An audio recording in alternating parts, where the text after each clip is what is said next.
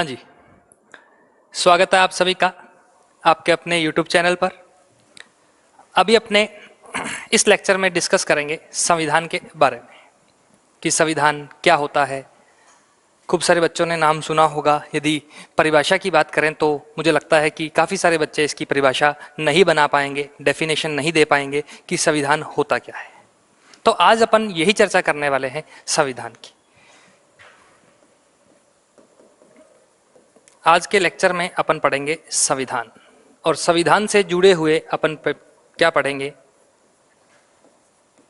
संविधान क्या है, संविधान कैसे बना और संविधान क्यों बनाया गया।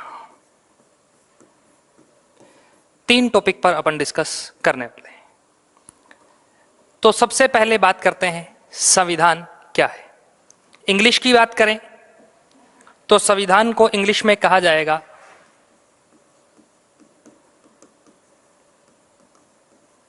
डिस्कस करेंगे what is constitution, how constitution was framed, और थर्ड क्वेश्चन जो अपना है वो रहेगा why constitution was framed, why constitution was designed, इसकी इंपॉर्टेंस क्या है, what is the importance of the constitution, अपन यहां डिस्कस करने वाले हैं। चलिए शुरू करते हैं। सबसे पहला प्रश्न, संविधान क्या है। पहला प्रश्न, संविधान क्या है। अगर मैं बात करूं, इमेजिन करूं कि संविधान कैसा दिखता होगा, संविधान कैसा होगा, यदि मैं इसकी चर्चा करूं तो संविधान एक किताब है। संविधान क्या है? एक किताब है। अब आप कहेंगे सर किताब वही है क्या जैसे ज्योग्राफी की पुस्तक होती है? हाँ बिल्कुल, जैसे ज्योग्राफी की किताब है वैसे ही एक किताब है क्या? संविधान। लेकिन भारत के लिए बेहद महत्वपूर्ण, ध्यान रखें क्या है, संविधान एक बुक है। यदि एनसीईआरटी की बात करूं तो एनसीईआरटी के में जो शब्द यूज किया गया है वो बताता है कि संविधान एक लिखित दस्तावेज है, रिटन डॉक्यूमेंट है। कौन? संविधान। जैसे अपने ज्योग्राफी की बुक होती है, चैप्टर्स होते हैं, उसी प्रकार से जैसे साइंस की बुक होती है, चैप्टर्स होते हैं, उसी प्रकार की एक बुक है संविधान है, जिसमें भी पहले इंडेक्स बना हुआ है, चैप्टर्स लिखे हुए हैं और उनके बारे में जानकारी दी गई है। जिन्हें अपन टॉपिक पढ़ते हैं संविधान के भाग, तो वो क्या है, भाग क्या है। जिस प्रकार से ज्योग्राफी की बुक में उन्हें पाठ कहा गया है, इसी प्रकार से संविधान की बुक में जो चैप्टर हैं उस प्रत्येक चैप्टर को नाम क्या दिया गया है? भाग। और भारतीय संविधान में कुल भागों की संख्या है 22। मतलब संविधान की इस पुस्तक में, संविधान नाम की इस बुक में कुल कितने पाठ हैं? 22। तो संविधान क्या है? एक बुक है, जैसे अपनी साधारण बुक होती है वैसे ही बुक है। लेकिन इस बुक में क्या लिखे हुए हैं?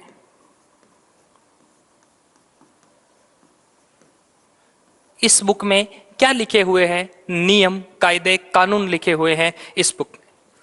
ज्योग्राफी की बुक है, उसमें लिखा होता है कि भारत में कहाँ कहाँ पहाड़ है, कहाँ पर्वत है, माउंटेन्स कहाँ कहाँ है, पर्वत, मैदान, झील, नदियाँ, वर्षा, जलवायु, मॉनसून, मिट्टी, इस वनस्पति, वेजिटेशन, इस प्रकार के सारे टॉपिक कवर किए जाते हैं उसमें।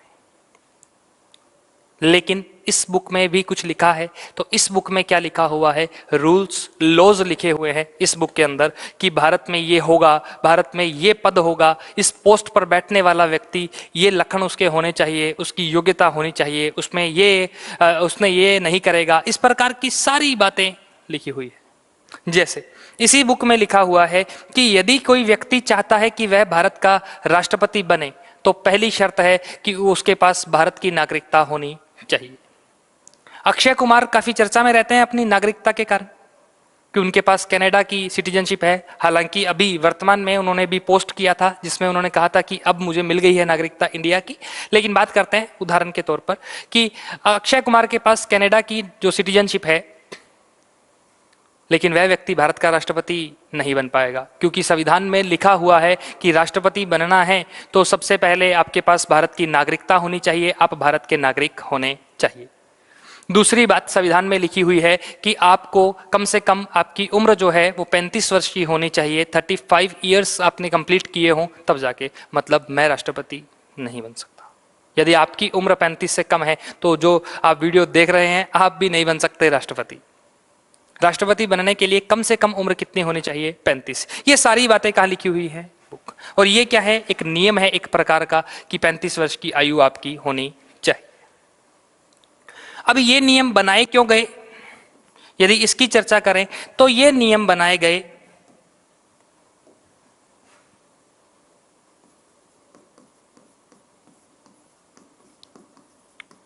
भारत की जो शासन व्यवस्था है,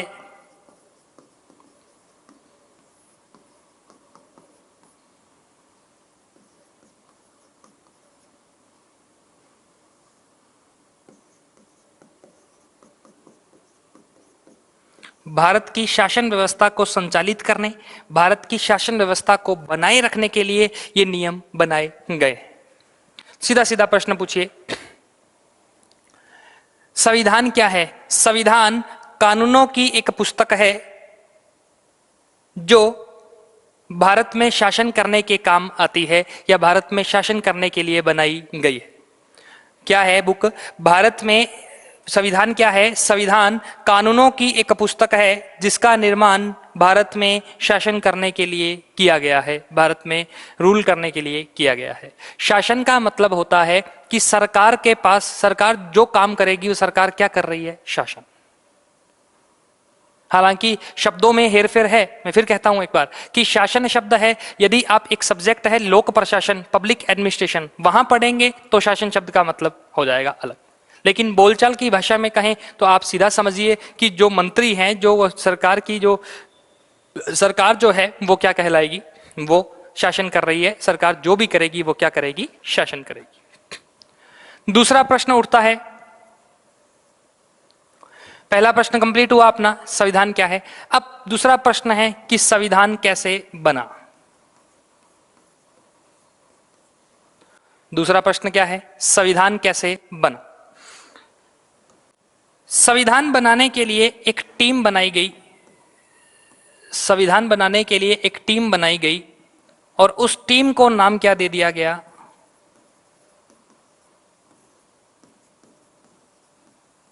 संविधान सभा।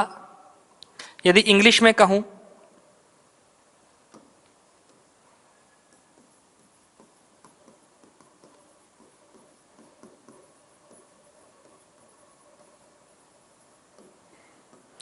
कॉन्स्टिट्यूएंट असेंबली इसे इंग्लिश में कहा जाएगा। तो आपको यह पता लगा कि संविधान सभा क्या है? एक लोगों का समूह है, एक लोगों का ग्रुप है, एक लोगों का समूह है, एक लोगों की टीम है जो क्या काम करेगी? संविधान को बनाने का काम करेगी। जिस प्रकार से ज्योग्राफी की बुक का कोई ना कोई राइटर तो होता ही है, भगवान तो लिखता नहीं है उस बुक को, कोई ना कोई इंसान लिखता है। उसी प्रकार से क्या हो रहा है? उसी प्रकार से संविधान को लिखने के लिए भी कोई चाहिए और लिखने के लिए हमने जो टीम बनाई है उस टीम को नाम क्या दे दिया है? संविधान सभा, कॉन्स्टिट्यूएंट असेंबली। अब आप कहेंगे सर टीम तो है, ठीक है, हमें समझ आ गया है, लेकिन हमें यह बताइए कि इस टीम के अंदर कुल कितने मेंबर थे? इस टीम के अंदर कुल मेंबर होने जो थे वो कितने थे? 389। आजादी से पहले, विभाजन से पहले कितने सदस्य होने थे? 389। लेकिन जब विभाजन हो गया तब इस टीम में कुल सदस्यों की संख्या कितनी रह गई? 299। 299। और ये 389 का आंकड़ा जो डिसाइड किया गया था,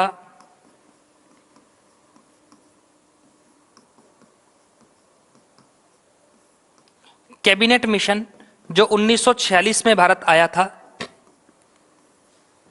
इसकी सिफारिश पर कैबिनेट मिशन ने डिसाइड किया था कि भारत की संविधान सभा में कितने सदस्य होने चाहिए? 389। अब यहां प्रश्न यह भी तो उठता है कि ये आंकड़ा राउंड फिगर कर देते 400, तो जो हम बच्चे पढ़ते हैं पेपर में हमें एक सीधा सा एक राउंड फिगर याद हो जाता कि भैया 400 सदस्य थे। लेकिन अब हमें याद रखना पड़ता है 389। मतलब कैबिनेट मिशन ने अपने जो स्टूडेंट्स हैं उनके बारे में तो सोचा ही नहीं कि यार स्टूडेंट्स को याद करना पड़ेगा ये आंकड़ा, पेपर में पूछा जाएगा, आरपीएससी सवाल करेगी, एसएससी सवाल करेगी बच्चों से। लेकिन कोई बात नहीं, आपको लॉजिक बता देते हैं कि क्यों है ऐसा। 389 क्या कारण था कि इनका जो निर्धारण था वो किसके आधार पर किया गया था? इन सीटों की संख्या का निर्धारण किसके आधार पर किया गया था? जनसंख्या, पॉपुलेशन के आधार पर। और पॉपुलेशन में भी कितना किया गया था? 10 लाख पर। और भारत की उस समय लगभग जो संख्या हुआ करती थी, वो जनसंख्या हुआ करती थी, वो 39 करोड़ के आसपास थी। इसलिए ये संख्या निकलकर क्या आती है? आज भी भारत में आप जब बटन दबाकर आते हो, एक एमएलए को चुनकर आते हो, तो वहां संख्या निकलकर आती है 10 लाख पर एक व्यक्ति के हिसाब से।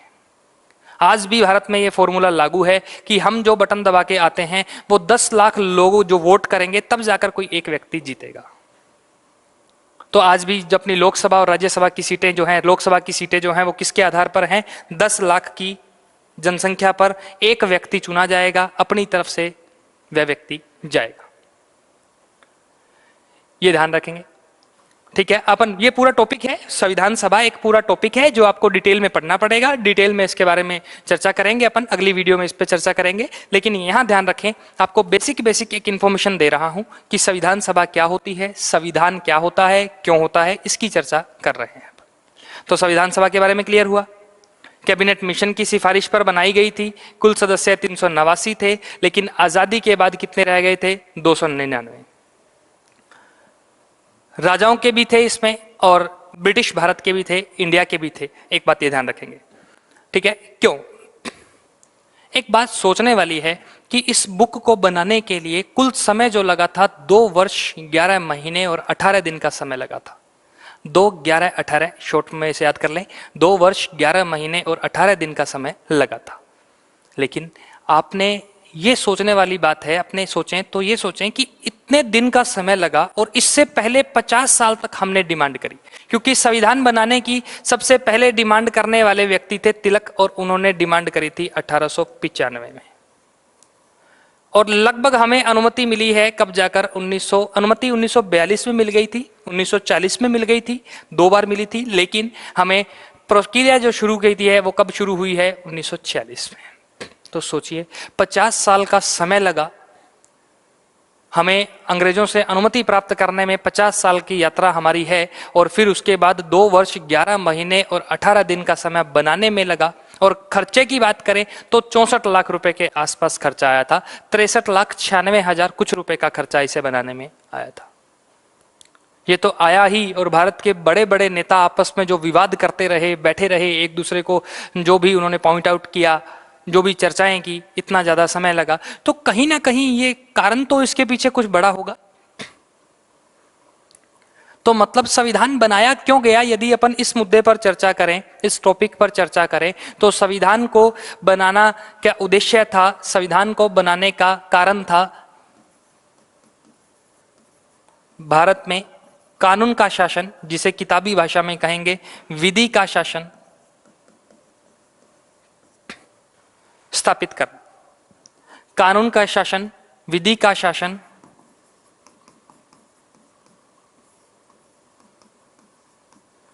अब जब आप पहली बार यदि पढ़ रहे हैं तो आपके मन में आएगा, सर कानून का शासन मतलब क्या होता है?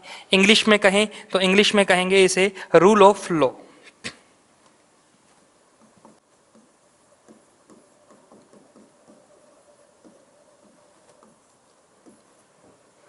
इंग्लिश में कहें तो इंग्लिश में कहेंगे रूल ऑफ लॉ इसे कहा जाएगा। कानून या विधि का शासन स्थापित करना हमारा मेन उद्देश्य है। अब अपन इस शब्द को बाहर निकालते हैं इस पूरी स्लाइड से और शब्द पे चर्चा करते हैं। यहां तक ये कंप्लीट है, ये कंप्लीट है। अपन तीसरे वाले पे चर्चा कर रहे हैं। तो आइए, संविधान क्यों, या कह दीजिए संविधान का महत्व क्या है? What is the importance of the constitution? तो उसकी बात कर रहे हैं अपन। नंबर 1, सबसे पहले हमने क्या पढ़ा? रूल ऑफ लॉ, कानून का शासन। देखिए संविधान, अपन 2 सिचुएशन, 2 उदाहरण लेते हैं। एक तो संविधान लागू होने से पहले का, एक संविधान लागू होने के बाद का। संविधान इसलिए बनाया गया कि संविधान लागू होने से पहले, आजादी से पहले अंग्रेज थे और अंग्रेजों से पहले राजा थे। अपन मूवी देखते हैं, मूवी में दिखाते हैं राजा जब मन करे किसी मजदूर को पीट रहा है, जब मन करे उसको चांटा लगा दिया, गलियां निकाल दी, उसको बंद कर दिया, मूड ऑफ हुआ, कोई किसी ने थोड़ा सा भी गलत काम किया, राजा ऑर्डर निकाल देता था, निकाल दो, बंद कर दो इस निकम्मे को, बंद कर दो, ले जाओ इसको, कहते थे। आपने एक मूवी देखी होगी आपने, RRR, rise roar and revolt, जो कि बड़े अवार्ड जीते हैं जिस मूवी ने, करंट जीके में भी प्रश्न है काफी उसके, जो रामचरण और जूनियर NTR की मूवी है। उसमें भी आपने एक चीज देखी होगी कि अंग्रेज जब मन करे पीट रहे हैं, जब मन करे मजे ले रहे हैं, और जीवन का आनंद ले रहे हैं, अंग्रेज खूब ले रहे हैं, लेकिन भारतीयों की बिना परवाह किए हुए ले रहे हैं। तो उस स्थिति में क्या मतलब, वो अपनी मर्जी से कुछ भी करे जा रहे हैं। देश के प्रमुख हैं, गवर्नर जनरल देश के प्रमुख थे, राजा भारत के प्रमुख रहे हैं, अलाउद्दीन खिलजी हो, चाहे वो औरंगजेब हो, चाहे वो अकबर हो, कोई भी रहा हो, प्रमुख रहे हैं। इन्होंने अपनी मर्जी से मन आया उसके तो चांटा लगाया, मन आया उतनी सजा दी। अब मोदी जी भी प्रमुख हैं इस देश के, तो क्या मोदी जी किसी व्यक्ति के साथ ऐसा कर सकते हैं क्या? मोदी जी अब किसी व्यक्ति के साथ ऐसा नहीं कर सकते। क्यों नहीं कर सकते? क्योंकि अब भारत में क्या लागू है? क्योंकि अब भारत में क्या लागू है? कानून, लॉज हैं, और लॉज में लिखा हुआ है कि कोई अमीर गरीब नहीं है, कानून सबके लिए समान है। चाहे वो अंबानी ने मर्डर करे, चाहे अंबानी मर्डर करे, चाहे मर्डर करो आप, चाहे मर्डर करूं मैं, कोई भी हो, अपने को सजा उसी प्रोसीजर से मिलेगी जिस प्रोसीजर में अंबानी को मिलेगी, अपने को भी वैसी मिलेगी। तो कहने का मतलब भारत में क्या है? कानून का शासन। और कानून के शासन की एक विशेषता यदि कहूं क्या होती है, तो एक विशेषता होती है कानून के शासन की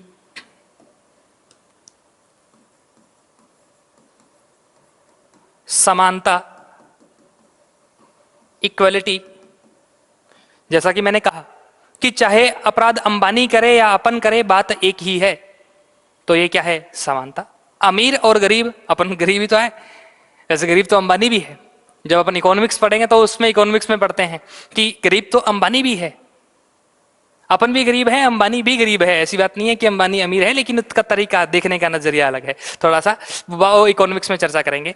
समानता कि अपने जैसे गरीब और अंबानी जैसे अमीर जो लोग हैं, इनमें कोई भेदभाव नहीं है, इक्वल है। ये क्या है? कानून की विशेषता है। लेकिन संविधान लागू होने से पहले जो व्यक्ति राजा को धन दिया करते थे, राजा उनको सजा नहीं दिया करते थे।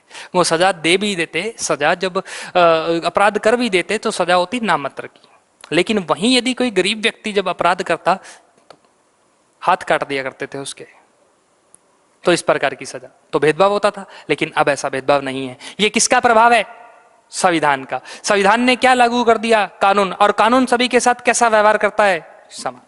आपने, और अपन लाइव एग्जांपल की बात करें तो जब मूवी देखते हैं अपन, मूवी में लिखता है कि, मूवी में देखते हैं वो पट्टी बंदी होती है ब्लैक कलर की, और जैसे ही हीरो के साथ अन्याय होता है वो एकदम से झूल जाती है पटरी पूरी, वो जो तगड़ी जो है वो झूल जाती है, एक तरफ अन्याय हो गया है। वो पट्टी बंदी होने का क्या सेंस है? वो ये समानता। पट्टी बंदी होने का क्या सेंस है? समानता।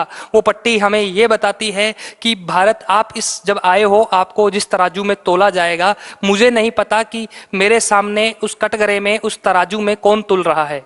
चाहे वो अमीर हो, चाहे वो गरीब हो, चाहे वो मंत्री का बेटा हो, चाहे वो प्रधानमंत्री हो, चाहे वो एक सामान्य इंसान हो, कानून को इससे कोई लेना देना नहीं। यदि अपराध किया है तो सजा मिलेगी। ये किसकी विशेषता है? कानून की। समानता। कानून के शासन की एक दूसरी विशेषता अगर मैं कहूं तो दूसरी विशेषता होती है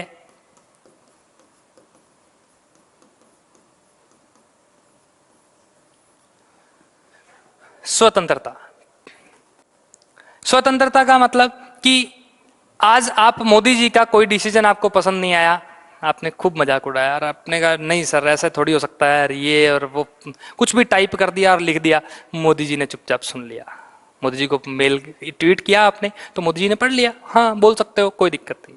जैसे अभी अभी मजाक की एक बात करें कि अभी हाल ही में वो मीम्स बन रहे हैं खूब सारे, वो इटली की एक जो मेलोनी है प्रधानमंत्री वहां की, जो वो और अभी मोदी साहब जो हैं, इनके काफी सारे मीम बन रहे हैं।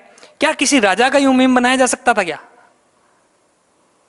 नहीं, किसी राजा का इस प्रकार से मीम बनाते तुम्हारी जीभ काट लेता वो।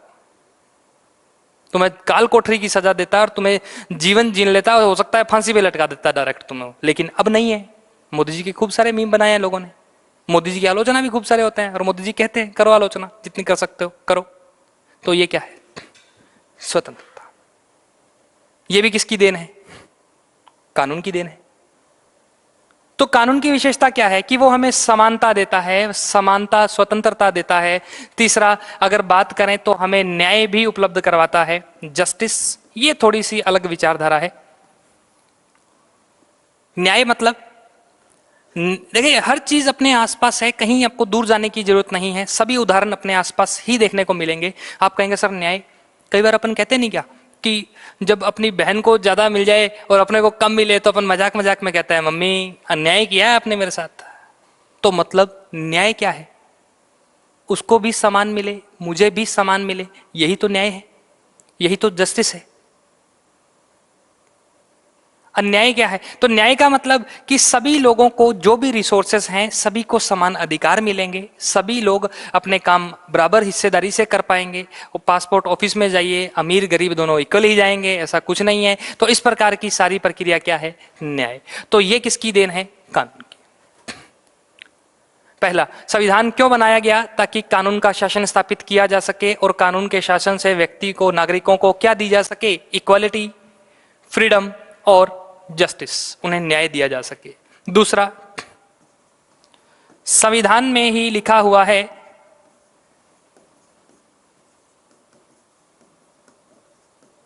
सरकार की शक्तियां। संविधान में ही किसका उल्लेख है? सरकार की शक्तियों का। कि एक देश में, जब भारत में जब जनता जब चुनाव डालेगी, जनता जब वोट डालेगी, चुनावों में जो पार्टी जीतकर आएगी वह पार्टी क्या करेगी? अपनी सरकार बनाएगी। और सरकार बनाकर, अब सरकार बन जाएगी, हो सकता था कि जो व्यक्ति सरकार बनाएगा नियत में खोट हो उसके, वो कहे कि अपन तो राजा की तरह जिंदगी जिएंगे, हो सकता है इस प्रकार का भी तो व्यक्ति हो। तो उस स्थिति में लिख दिया गया कि आप सरकार बनाइए, सरकार जो व्यक्ति बनाएगा, प्रधानमंत्री जो बनेगा, वो अनलिमिटेड नहीं है, लिमिटेड है। उस पर भी कुछ रोक लगाई गई है, उसकी सारी शक्तियों को लिख दिया गया है कि प्रधानमंत्री ये करेंगे, ये उनकी जिम्मेदारी है, अगर नहीं करेंगे तो सुप्रीम कोर्ट एक्शन लेगा, सुप्रीम कोर्ट डिसीजन देगा और काम करेगा। अगर ये सरकार की शक्तियां डिफाइन नहीं होती, मोदी जी अपने दुश्मनों को उड़ा देते, लेकिन उड़ा नहीं पा रहे हैं। क्यों? क्योंकि लिमिटेशंस हैं। लिख दिया गया है कि प्रधानमंत्री यदि अपराध करेगा, सुप्रीम कोर्ट सजा देगा। अब करो अपराध, कौन करेगा? कोई नहीं करेगा। तो इसलिए क्या है? सरकार की शक्तियां डिसाइड कर दी है उसने। नंबर 3, भारत में लोकतंत्र को अपनाया गया है। और लोकतंत्र में कितनी संस्थाएं होती हैं? 3। लोकतंत्र में कितनी संस्थाएं होती हैं? 3। आप कहेंगे सर 3 कौन सी? नंबर 1 विधायिका, इंग्लिश में कहेंगे लेजिस्लेचर।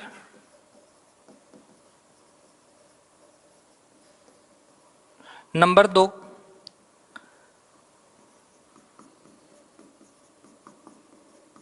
कार्यपालिका, एग्जीक्यूटिव।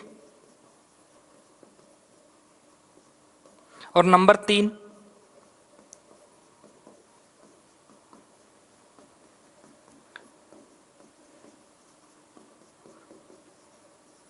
जुडिशरी, न्यायपालिका। सीधा सीधा, विधायिका संसद, कार्यपालिका सरकार कह दो या मंत्री कह दो, एक ही बात है। न्यायपालिका को साधारण भाषा में लिखूं तो मैं लिखूंगा कोर्ट। यदि लोकतंत्र है, लोकतंत्र में किसका राज है? कानून का। लेकिन क्या कानून भगवान बनाकर जाएगा? क्या कानून ईश्वर इनकी रचना करके भेजेगा? ऊपर से कोई पुस्तक उतर के आएगी और कहेगी लो भैया भारत के लिए बुक आ गई कानून की, ले लो? क्या ऐसा पॉसिबल है? क्या नहीं है। तो हमें पहले कानून बनाने हैं। कानून बनाने के बाद उन कानूनों को क्या करना है? लागू, इंप्लीमेंट करना है, अप्लाई करना है। तीसरा, उन कानूनों की हो सकता है हो सकता है उन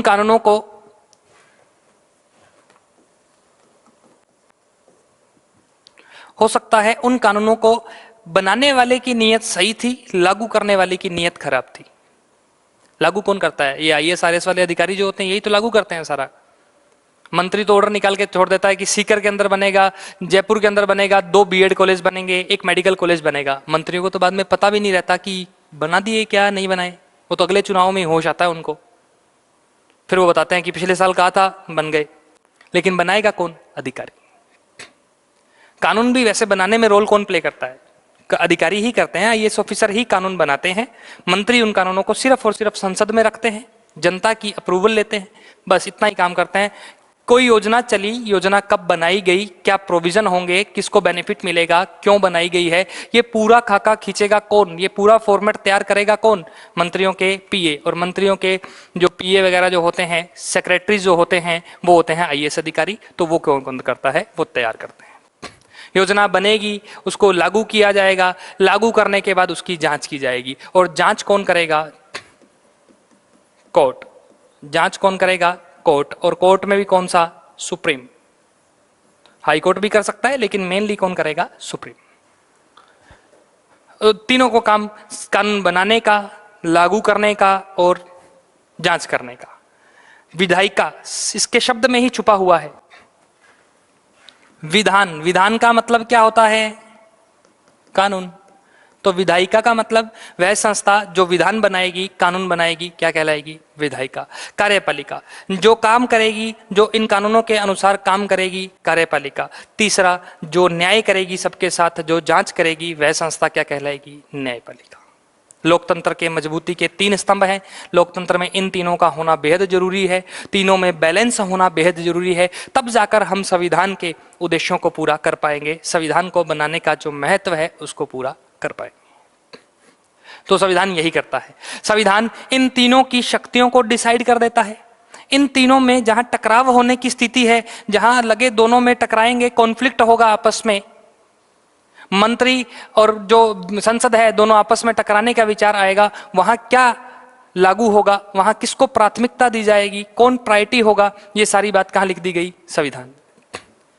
तो लोकतंत्र के लिए तीनों की व्यवस्था कर दी गई, जैसे संसद से संबंधित सारी बातें लिख दी गई है। पॉलिटी का सबसे लेंथी टॉपिक है संसद नाम से। उस संसद में यही है कि लोकसभा, राज्यसभा कितना तो कार्यकाल होगा, कितने कितने समय में इनको कितने कितने सदस्य होंगे और किस प्रकार से सदस्य चुने जाएंगे, सदस्यों के पास क्या पावर होगी, ये सारी बातें लिख दी गई है संविधान में। उसी प्रकार से सुप्रीम कोर्ट का लिख दिया गया है कि सुप्रीम कोर्ट बनाया गया, क्या पावर्स हैं, क्या काम करेगा, कैसे बनेगा, पूरा बिल्कुल क्लियर कर दिया गया। तो ये क्या है? ये संविधान है। तो संविधान के माध्यम से हमने मेनली क्या किया है? संविधान ने सबसे पहले कानूनों को लागू करवाया। कानून की वजह से हमारे भारत में क्या आ पाई? समानता। समानता के बाद क्या आ पाई? स्वतंत्रता। स्वतंत्रता के साथ ही हमें क्या मिल गया? न्याय मिल गई। फिर सरकार क्या करेगी, क्या नहीं करेगी, प्रधानमंत्री, मुख्यमंत्री। अभी राजस्थान के मुख्यमंत्री गहलोत साहब हैं। गहलोत साहब के पास क्या पावर है?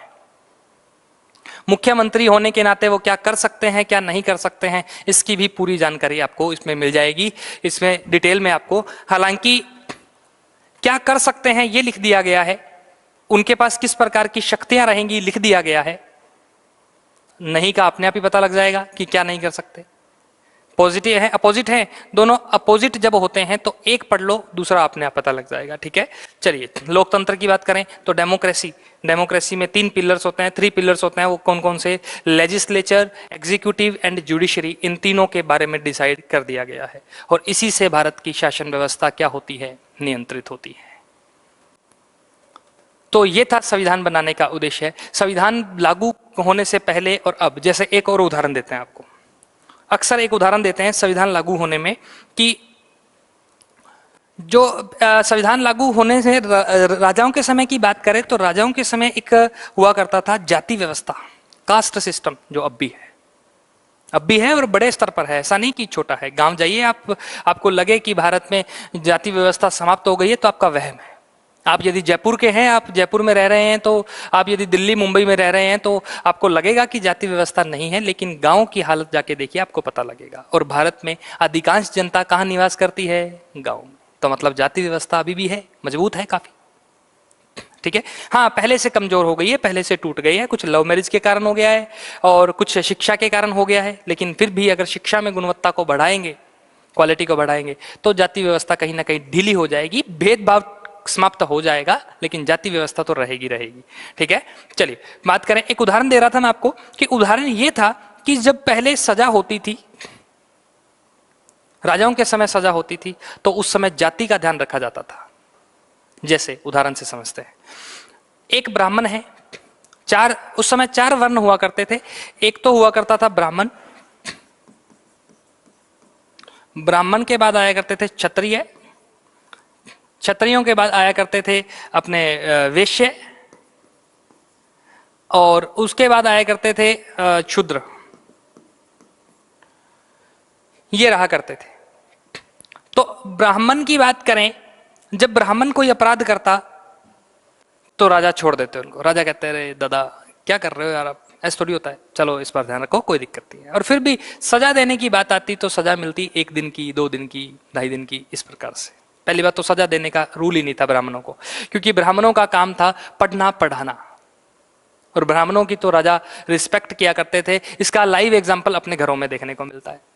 जब भी अपने घरों में शहर का बड़ा पुजारी आए या कोई पंडित आता है तो अपन कहते हैं दादा, दादा प्रणाम, आओ दादा प्रणाम, बैठो आओ, करते हैं ना। तो वो क्या है? वो सम्मान है, और वो दिया जाता रहा है। राजा भी दिया करते थे, अपन भी सम्मान देते हैं, लेकिन उस सम्मान के लिए उनको दोषी नहीं माना गया कभी, उनको दोषी नहीं ठहराया गया कभी, सजा नहीं दी जाती थी। क्षत्रिय, क्षत्रिय जब इनका काम हुआ करता था देश की रक्षा करना, बॉर्डर पर कौन जाता था? क्षत्रिय। राजपूत, वर्तमान की बात करें तो राजपूत बॉर्डर पर जाया करते थे। राजपूत जो हैं रक्षा करते थे। अब इनको सजा दे दी तो रक्षा कौन करेगा? इनको भी सजा नहीं। ये व्यक्ति बनिए, वेश्या का उदाहरण मानूं अगर मैं, तो क्या उदाहरण मानेंगे? बनिए। और बनिए व्यापार वाणिज्य किया करते थे। व्यापार वाणिज्य किया करते थे तो राज्य को क्या दिया जाते थे? टैक्स। राज्य को क्या देते थे? टैक्स। और जिससे भैया पैसे आ रहे हो, दुधारू गां की तो लात ही अच्छी। हिंदी में भी कहावत है कि दुधारू गाय की तो लात भी ठीक है, खा सकते हैं अपन, कोई दिक्कत नहीं है। जो व्यक्ति अपने को फायदा दे रहा है उसका यदि थोड़ा सा नुकसान भी झेलना पड़ जाए तो कोई दिक्कत नहीं है, इनको भी कोई सजा नहीं, या सजा दी भी जाती तो कम, इनको सबसे कम, फिर उनके बाद इसका नंबर। लेकिन जब अपराध करते शूद्र, छोटी जातियां जिन्हें कहा जाता था, जिन्हें जाति व्यवस्था में नीचे का स्थान प्राप्त था, कास्ट सिस्टम में जिनको बिल्कुल लोअर में रखा गया था, उन व्यक्तियों के द्वारा यदि अपराध किया जाता, चाहे चोरी की जाती, राजा ऑर्डर निकालता, जीप काट दो, राजा ऑर्डर निकालता, फांसी की सजा दे दो, राजा ऑर्डर निकालता, चमड़ी उतार दो, राजा ऑर्डर देता, 500 कोड़े मार दो, ऐसे किया करते। तो मतलब सजा देने में जाति व्यवस्था का ध्यान रखा जाता था। लेकिन आज ये नहीं है। आज चाहे अपराध करे एसटी का, अपराध करे एससी का, अपराध करे जनरल का, अपराध करे ओबीसी का, कोई भी व्यक्ति यदि अपराध करेगा तो सजा उसको बराबर मिलेगी, सजा इक्वल मिलेगी। यही क्या कहलाता है? समानता। यही क्या है? कानून की विशेषता। तो इसीलिए हमने संविधान को लागू किया, संविधान को बनाया। इसलिए लागू किया कि और कोई कंपनी आकर भारत में रूल ना करे, और जो भारत में बैठा व्यक्ति है, जो भारत में गद्दी पर बैठा है, भारत में सिंहासन पर बैठा है, राष्ट्रपति और प्रधानमंत्री, ये व्यक्ति साठ गांठ करके कहीं ना कहीं इस देश को अपने कब्जे में फिर ना ले लें। तो हमें एक ऐसी व्यवस्था तैयार करनी थी, ऐसा सिस्टम बनाना था जिसमें शक्तियों का टकराव भी नहीं होना चाहिए, और शक्तियों में व्यक्ति को एक अनलिमिटेड पावर भी नहीं मिलनी चाहिए। और उसी बुक का नाम, जिस बुक में ये सारी रचना की गई, उसी बुक का नाम क्या रखा गया है? उसी बुक का नाम रखा गया है संविधान। तो आई थिंक क्लियर हो गया होगा। एग्जाम में प्रश्न डायरेक्ट आने की संभावना बेहद कम है। एक टॉपिक है जिसमें अपन पढ़ते हैं, इसमें से प्रश्न आते हैं एग्जाम में, एसएससी में भी प्रश्न आते हैं। अच्छा टॉपिक है, पढ़ना चाहिए सबको, और शुरुआत भी इसी टॉपिक से की जाती है, पॉलिटी की। तो संविधान सभा एक टॉपिक है, वो टीम है। तो जीके का प्रश्न अगर पूछे तो इनमें से ही आ सकता है, इनमें से और इनमें से नहीं आता। अगर आता है तो वो फैक्ट बेस्ड प्रश्न नहीं होता, वो बिल्कुल सोच आधारित प्रश्न होता है। आपको सोचना पड़ेगा, सोच कर जवाब देना पड़ेगा। ठीक है, तो ये था अपना संविधान के बारे में परिचय। इस लेक्चर का ही नाम क्या है? संविधान का परिचय। कि संविधान क्या है, कैसे बना, क्यों बना, पहले नहीं था तो तब क्या था, अब है तो तब क्या है। तो क्लियर हुआ संविधान का मतलब क्या है। संविधान को मैंने कोशिश की है कि आपको बिल्कुल क्लियर किया जाए। तो ये था हमारा आज का लेक्चर संविधान पे। हाँ, प्रश्न नहीं है इसमें डायरेक्ट, ये भी है कि प्रश्न नहीं होंगे डायरेक्ट, लेकिन संविधान को समझने में जब सोच आधारित प्रश्न आएंगे तब आपको पता लगेगा। हाँ, एक प्रश्न आपके लिए बता देता हूं कि संविधान की रक्षा करने का अधिकार किसका है, रक्षा करने की जिम्मेदारी किसकी है? वो है सुप्रीम कोर्ट। मैं लाइन लिख देता हूं पूरी, अक्सर प्रश्न आता है इसमें से। लीजिए एक लाइन लिख लेते हैं यहां पे। एक प्रश्न तो बताएं कम से कम आपको। संविधान का रक्षक, इंग्लिश में कहेंगे गारंटर, कई बार वो गारंटर लिख के देता है। संविधान का अभिभावक, गार्जियन, ये किसे माना गया है?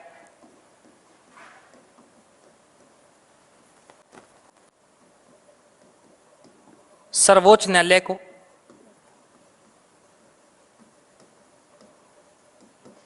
किसे माना गया है? सुप्रीम कोर्ट को। ये प्रश्न आया हुआ, खूब बार आया हुआ एग्जाम में, एसएससी के लिए तो इंपॉर्टेंट है ही भाई, ध्यान रखेंगे। सर्वोच्च न्यायालय सुप्रीम कोर्ट को माना गया है। देखिए अब बच्चे कंफ्यूज रहते हैं, सर्वोच्च न्यायालय अलग होता है,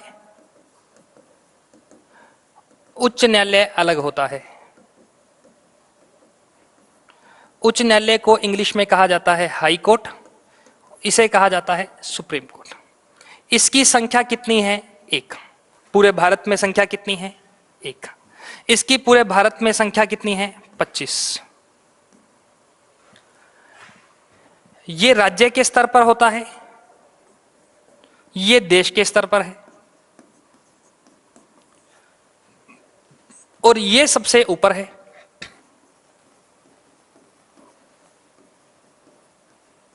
इनसे ऊपर कुछ नहीं है। यदि किसी डिसीजन में, यदि किसी मुद्दे पर सुप्रीम कोर्ट का डिसीजन आ गया तो मतलब आ गया, वो आप उस डिसीजन को पलट नहीं सकते। हाँ, वो उसकी सिंगल बेंच में जाएगा, डबल बेंच में जाएगा, वो अलग प्रोसीजर है, लेकिन सुप्रीम कोर्ट ने डिसीजन फाइनल कर दिया तो मतलब फाइनल कर दिया।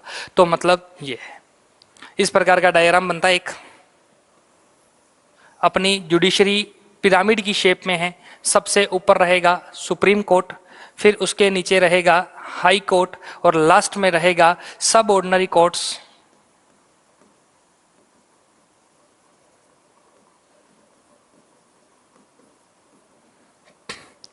सुप्रीम कोर्ट, हाई कोर्ट, सब ऑर्डिनरी कोर्ट्स, तीन रहते हैं। इस प्रकार की संरचना है। संख्या कम होती जाती है, संख्या ज्यादा, उससे कम, उससे कम, लेकिन पावर सबसे ज्यादा सुप्रीम कोर्ट। अरे जिसमें क्वालिटी होती है, जिसमें क्वालिटी होती है वो ज्यादा नहीं हुआ करते, और जिनमें क्वालिटी नहीं होती वो खूब सारे मिल जाएंगे आपको। स्टूडेंट्स में ले लो, जो पढ़ना चाहते हैं और क्वालिटी से पढ़ना चाहते हैं, एक या दो स्टूडेंट मिलेगा बैच में। अगर बैच बड़ा है तो 5-7 मिल जाएंगे।